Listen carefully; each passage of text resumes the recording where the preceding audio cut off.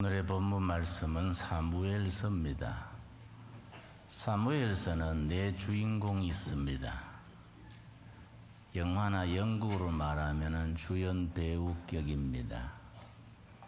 대제사장 엘리가 있고 선지자 사무엘이 있고 이스라엘 역사의 첫 번째 통일왕국의 왕 사울왕이 있고 두 번째 왕 다윗왕이 있습니다.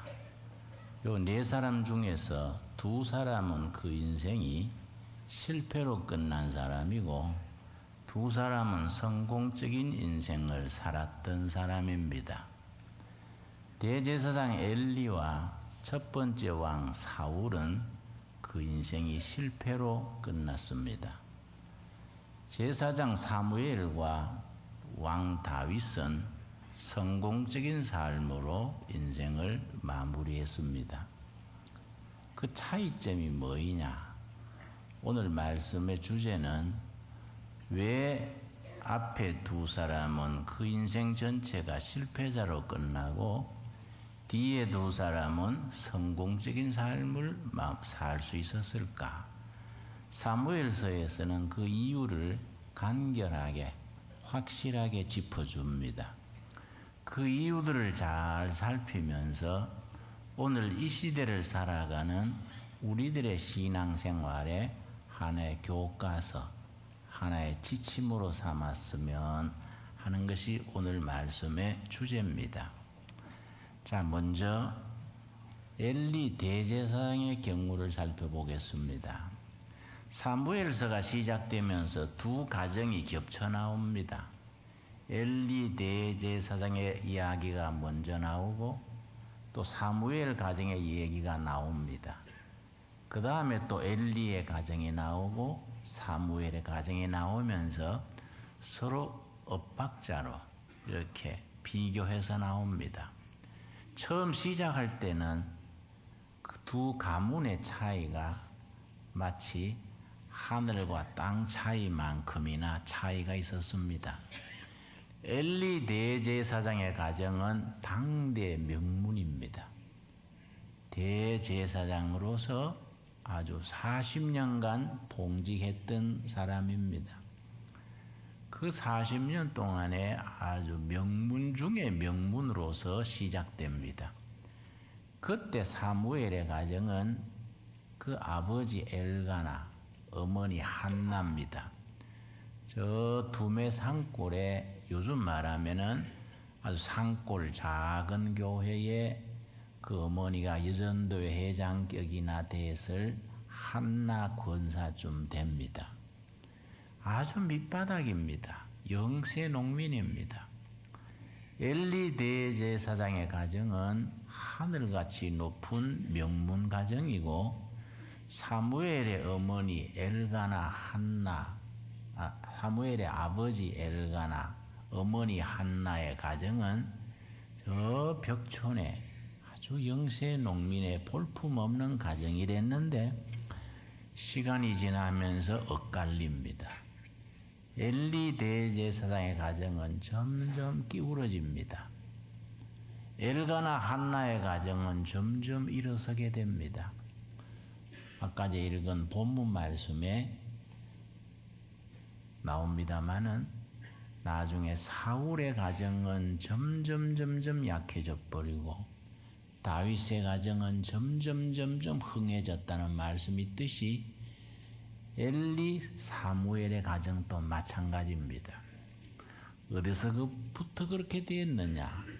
엘리 대제사장의 가정은 그 명문 대가가 왜 기울어져 가게 됐느냐?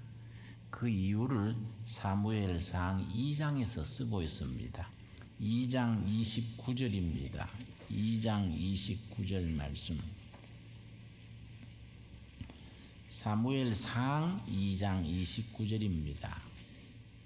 너희는 어찌하여 하나님께서 엘리 대제사장과 그 아들들에게 지금 말씀하시는 겁니다. 너희 가정은 어찌하여 이런 내용입니다. 너희는 어찌하여 내가 내 처소에서 명령한 내 제물과 예물을 밟으며 고단 말씀이 소중합니다. 너 아들들을 나보다 더 중히 여겨 내 백성 이스라엘이 드리는 가장 좋은 것으로 너희들을 살찌게 하느냐? 왜 네 자식이 나 하나님보다 더 소중하냐? 가치관의 문제, 인생의 우선순위의 문제, 뭘 먼저 투자하고 뭘 나중에 투자하느냐? 삶의 목표 가치를 어디다가 먼저 두느냐? 엘리 대제사장은 대제사장의 직책을 맡은 막중한 신분임에도 불구하고 자식 귀한 줄만 알고 자식들을 하나님보다 더 높였다는 겁니다. 물론 오해는 여러분 없으시겠지요? 자식이 소중하지 않다는 게 아니고 하나님 안에서 소중해야 되는데 하나님보다가 자식이 더 소중해 버렸다는 겁니다. 그래서 30절 말씀, 그러므로 너희들이 나보다가 자식을 더 소중히 여김으로 이스라엘의 하나님 나 여호와가 말하노라.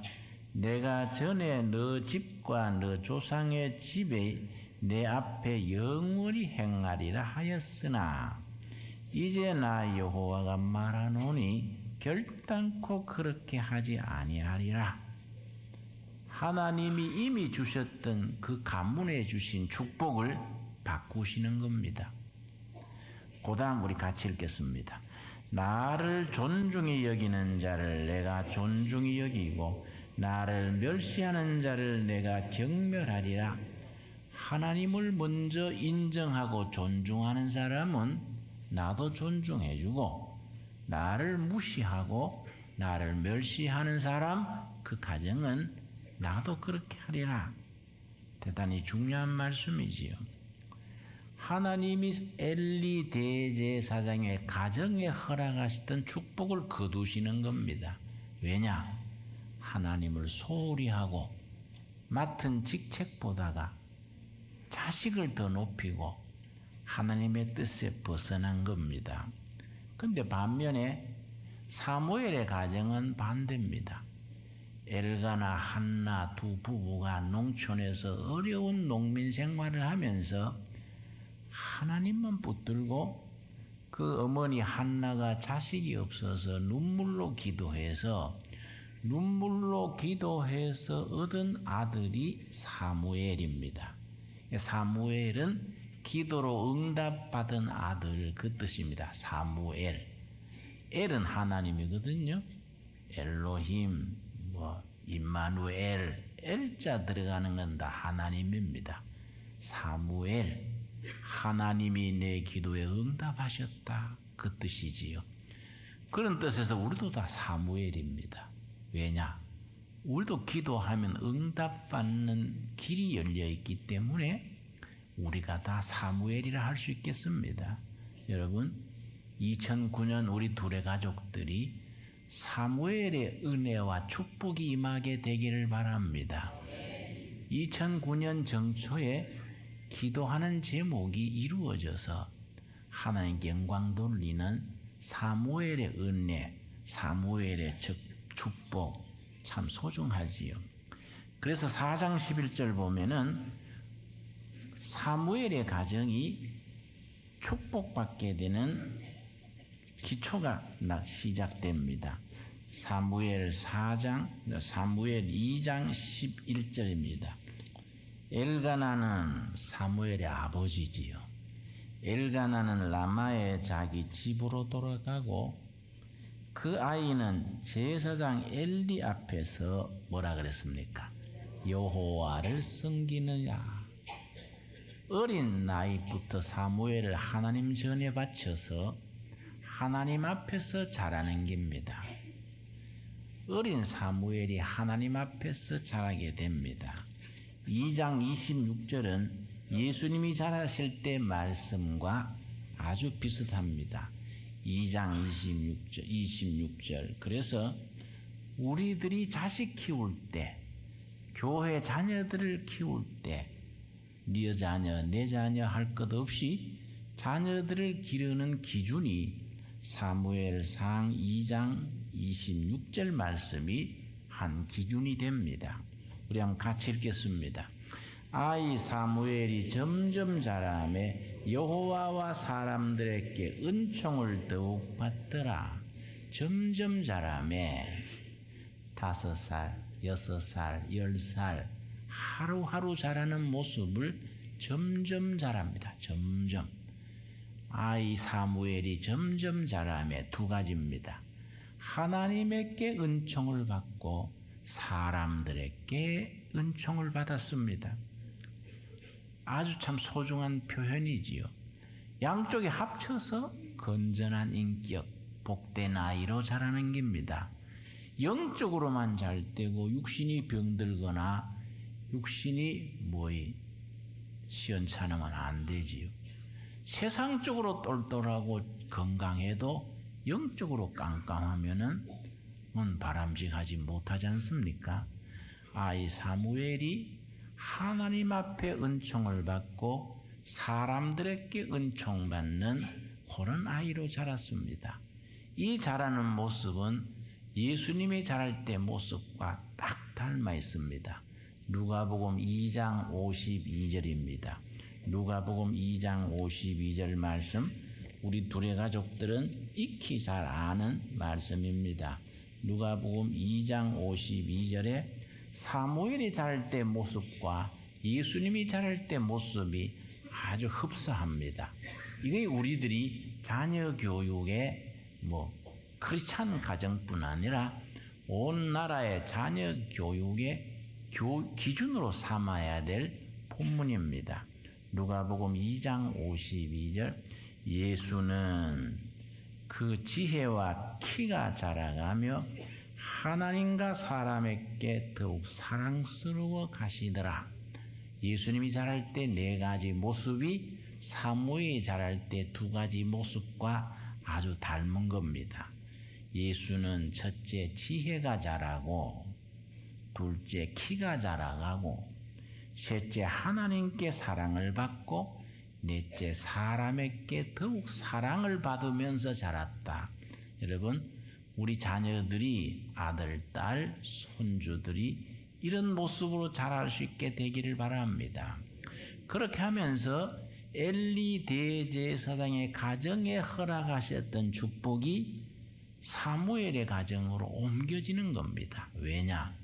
사무엘의 가정은 하나님을 공경하는 일에 어려서부터 하나님 앞에서 자라고, 엘리 대제사장의 가정은 2 아들이 홈리와 비느하스인데 하나님의 영광을 가리웠기 때문에 축복이 옮겨지는 겁니다. 그것이 사무엘상 2장 35절입니다. 바라기는 여러분 둘의 가족들 가정에 이 축복의 말씀이 꼭 임하게 되기를 바랍니다. 사무엘상 2장 35절, 사무엘과 사무엘 가문 패밀리입니다. 패밀리. 가문에 임하였던 축복이 우리 둘의 가족들에게 임하게 되기를 바라면서 읽겠습니다. 사무엘상 2장 35절입니다. 내가 나를 위하여 뭐라 그랬습니까? 충실한 제사장을 일으키겠다. 하나님께서 하나님 자신을 위하여 충실한 제사장. 그 당시에 대제사장 엘리는 충실하지를 못했습니다. 하나님보다 누구를 더 높였습니까? 자식을 더 높였습니다. 그러니까 자식들이 막 자라가지고 막대 먹어가지고 제사를 회방하고 못된 짓들을 골라서 했습니다. 이걸 그 아버지 엘리 대제사장이 오냐 자식 소중하다고 해서 그 버릇을 고치지를 못한 겁니다. 하나님께서 내가 나를 위하여 불충실한 대제사장은 폐지하고 새로운 충성된 제사장을 일으키겠다. 나를 위하여 충실한 제사장을 일으키니 그 사람은 어떤 사람인데 그런 축복을 주느냐? 그 사람은 내 마음 내 뜻대로 행할 것이라. 하나님의 마음, 하나님의 뜻을 먼저 앞세우는 사람. 내가 그를 위하여 견고한 집을 세우겠다. 이 견고한 집이란 말이 여러분 연필 있으면 밑에 줄을 칩시다. 아주 소중한 말입니다. 견고한 집. 영적으로만 아니라 경제적으로, 사회적으로, 건강으로 견고한 집. 아들, 딸, 남편, 부인, 고기 아닙니다. 가문입니다. 가문. 사촌, 육촌, 사위, 다 며느리, 전체 가문입니다. 가문. 내가 그를 위하여 영적으로, 경제적으로, 건강으로, 사회적으로 흔들림이 없는 견고한 가문을 세워주겠다. 여러분, 그 사무엘의 가정에 주시는 말씀이지요. 그래서 여러분, 2009년에 우리 둘의 가족들에게 이 축복이 임하게 되기를 내가 진심으로 바라는 것입니다. 우리 2장 35절 우리 한번 같이 읽겠습니다. 내가 나를 위하여 충실한 제사장을 일으키리니 그 사람은 내 마음 내 뜻대로 행할 것이라. 내가 그를 위하여 견고한 집을 세우리니 그가 나의 기름 부음을 받은 자 앞에서 영구히 행하리라. 자, 그 사무엘이 길러낸 정치적인 지도자, 민족적인 지도자가 다윗입니다. 다윗은 사무엘의 작품입니다. 사무엘이 그 영적인 지도력을 가지고 길러낸 멘토링 한다 그런다. 멘토링. 음으로 양으로 정신적으로 잘 길러가는 걸 멘토링 한다. 그렇게 하는 사람을 멘토라 그러고 그렇게 길림 받는 사람을 멘티라 그럽니다. 사무엘은 멘토고 다윗은 멘티입니다. 사무엘이 다윗을 길러낸 과정 전체를 멘토링이라고 그렇게 부릅니다. 그 사무엘이 다윗을 티네이저 시절부터 잘 길러서 위대한 왕으로 세우게 됩니다. 그런데 다윗 앞에 먼저 세웠던 왕이 사울입니다. 사울. 이 사울 왕이 참 난 사람입니다. 다윗과 사무엘이 비슷한 점이 있습니다. 둘 다 바닥 출신입니다. 다윗은 목동 집안, 목동 출신입니다. 사울은 농가의 아주 시골의 농사꾼 가정입니다. 둘 다 출신이 시작할 때는 비슷합니다. 사울이 먼저 일대 왕이 됐지요. 그런데 사울 왕이 뭐이 잘못됐느냐? 시작은 좋았습니다. 시작은 좋았는데 그 뒤에 나빠지는 겁니다. 다윗은 시작은 몹시 시작은 어려웠습니다. 온갖 고생을 다 했는데 점점 좋아지는 겁니다. 자, 사무엘이 시작이 좋았는데 뭐이 문제냐? 사무엘상 13장입니다. 사무엘상 13장 14절 말씀. 지금은 왕의 나라가 길지 못할 것이라. 여호와께서 왕에게 명령하였은 바를 왕이 지키지 아니하였으므로 고담 여호와께서 그의 마음에 맞는 사람을 구하여 여호와께서 그를 그의 백성의 지도자로 삼으셨느니라. 사울 왕이 하나님의 마음에 맞지를 않는 겁니다. 왜냐? 하나님의 뜻대로 권력을 행사하지 아니하고 자기의 야심, 자기의 욕심, 또 국민들의 여론 따라 나라를 이끌지 하나님의 뜻을 앞세우지를 않는 겁니다. 그러니까 하나님께서 사무엘 선지를 통해서 왕은 하나님이 세우신 왕인데 국가를 경영하면서 하나님의 뜻을 앞세우지 아니하고 자기의 욕심, 자기 가문의 장래, 백성들의 여론, 눈치, 작전, 요즘 파퓰리즘 그러지요? 인기 좋은 대로 하는 것이지 하나님의 뜻을 앞세우지 않았기 때문에 당신은 하나님의 마음에 맞지 않아서 하나님의 마음에 맞는 다른 왕을 세웁니다. 이게 선포하는 겁니다. 그런데 그 사울 왕이 나중에 어떻게 됐냐면은 사울의 종말이 아주 비극적입니다. 사무엘상 28장 보겠습니다. 사무엘상 28장 5절 말씀. 사울이 블레셋 사람들의 군대를 보고 두려워서 그의 마음이 크게 떨린지라. 왜냐? 하나님을 의지하는 신앙을 잃어버리면서 적군이 무서워지는 겁니다. 시작할 때는 안 그랬거든요. 창을 들고 나가면은 아주 천하무적으로 나갔는데 세상에서 자기 중심으로 나가면서 두려움이 생긴 겁니다. 6절 말씀. 사울이 여호와께 묻자오되 여호와께서 꿈으로도 우림으로도 선지자로도 그에게 대답하지 아니하심으로 누굴 찾아가게 됐느냐? 7절이 비극이지요. 사울이 그의 신하들에게 이르되 나를 위하여 신접한 여인을 찾아라. 신접한 여인이 누구겠습니까? 쪽집게 무당입니다. 쪽집게 무당. 아주 쪽집게 무당을 찾아라. 내가 그리로 가서 그에게 물으리라 하니 그의 신하들이 그에게 이르되 보소서 엔돌에 신접한 여인이나이다. 기도 응답 못 받고 캄캄하게 막히자 무당 찾아가게 된 겁니다. 그 전투에서 사울왕은 그 아들과 같이 전사해버리고 가문이 완전히 몰락해버렸습니다. 결국은 망해버린 거이지요. 그랬는데 다윗은 반대입니다. 다윗은 시작할 때는 어렵게 됐지요. 사도행전 13장 22절입니다. 사도행전 13장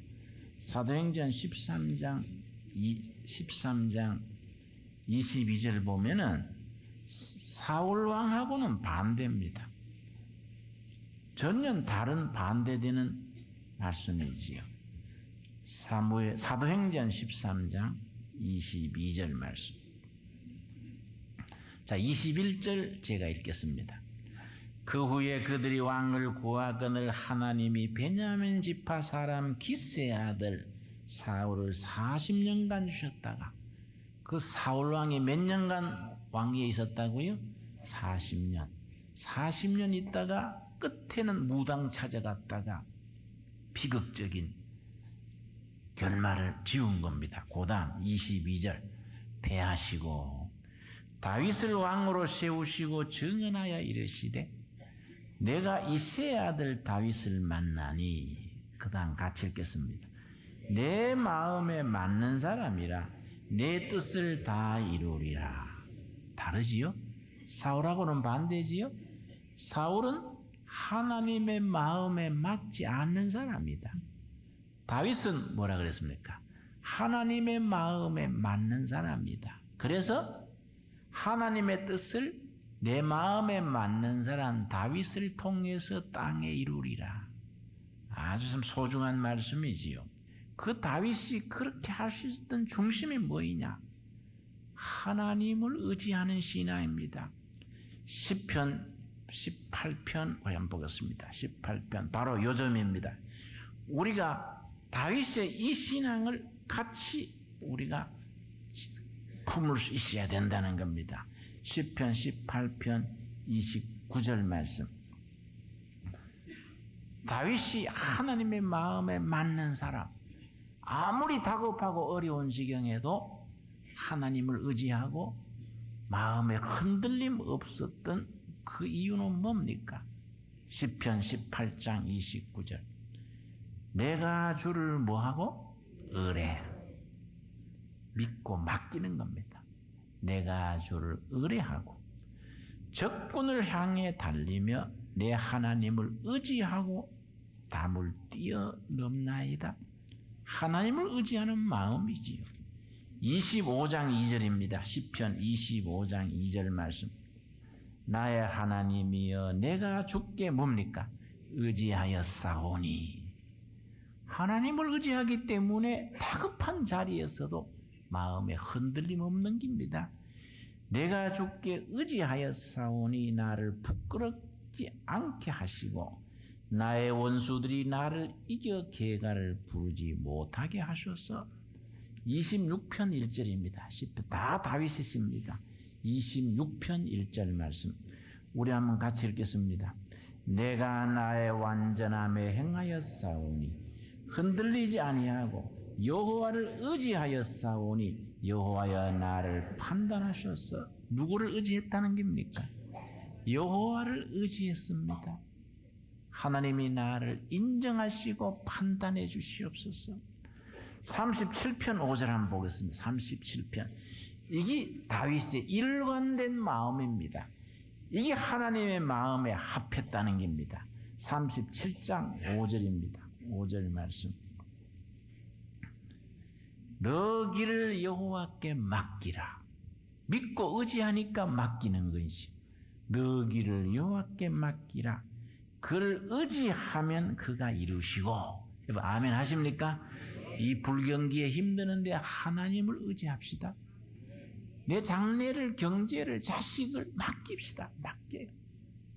너 길을 여호와께 맡기라. 그를 의지하면 그가 이루시고. 7절이 아주 요점입니다. 여러분 우리 7절 다음 주일까지 암송해 버립시다.